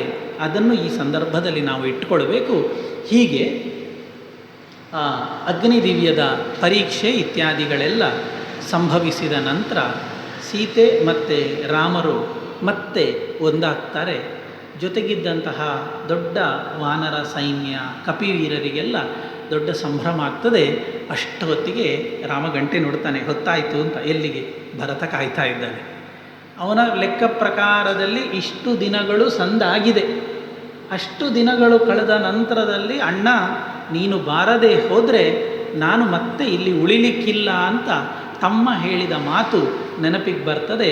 ಅದಕ್ಕೋಸ್ಕರ ಇನ್ನು ಯುದ್ಧ ಮುಗಿದಾಯಿತು, ಸೀತೆಯನ್ನು ಪಡೆದಾಯಿತು, ವಿಭೀಷಣನಿಗೆ ಪಟ್ಟಾಭಿಷೇಕವೂ ಆಗಿ ಆಯಿತು. ಇನ್ನು ವಾಪಸ್ ಹೋಗಲಿಕ್ಕೆ ಬೇಕಾದ ಸಿದ್ಧತೆಯನ್ನು ಮಾಡಿಕೊಳ್ಳಬೇಕು. ಅಲ್ಲಿ ತಮ್ಮನನ್ನು ನೋಡಲಿಕ್ಕುಂಟು. ಅಂತಹ ಸಿದ್ಧತೆಯನ್ನು ರಾಮಚಂದ್ರ ಮತ್ತೆ ಪ್ರಾರಂಭ ಮಾಡ್ತಾನೆ. ಕೊನೆಯ ಕೆಲವು ಸರ್ಗಗಳಷ್ಟು ಮಾತ್ರ ಯುದ್ಧಕಾಂಡದಲ್ಲಿ ಬಾಕಿ ಇರುವಂಥದ್ದು. ಅದನ್ನು ನಾಳೆಯ ಈ ಸಪ್ತಾಹದ ಕೊನೆಯ ದಿನದ ಉಪನ್ಯಾಸದಲ್ಲಿ ರಾಮ ಮತ್ತೆ ಅಯೋಧ್ಯೆಗೆ ಹಿಂದಿರುಗಿ ಬರುವಂಥದ್ದು, ಪುಷ್ಪಕ ವಿಮಾನದಲ್ಲಿ ದಾರಿಯಲ್ಲಿ ಏನೇನೆಲ್ಲ ಘಟನೆಗಳು ನಡೆಯಿತು, ಭರತ ಯಾವ ರೀತಿಯಲ್ಲಿ ಅಣ್ಣನಿಗೋಸ್ಕರ ಕಾಯ್ತಾ ಇದ್ದ ಅನ್ನುವ ಅಂಶಗಳನ್ನೆಲ್ಲ ಮತ್ತೆ ನಾಳೆ ಸಂಜೆ ಸೇರಿದಾಗ ನೋಡುವ ಅಂತ ಹೇಳ್ತಾ ಶ್ರೀಕೃಷ್ಣ ಅರ್ಪಣಮಸ್ತು.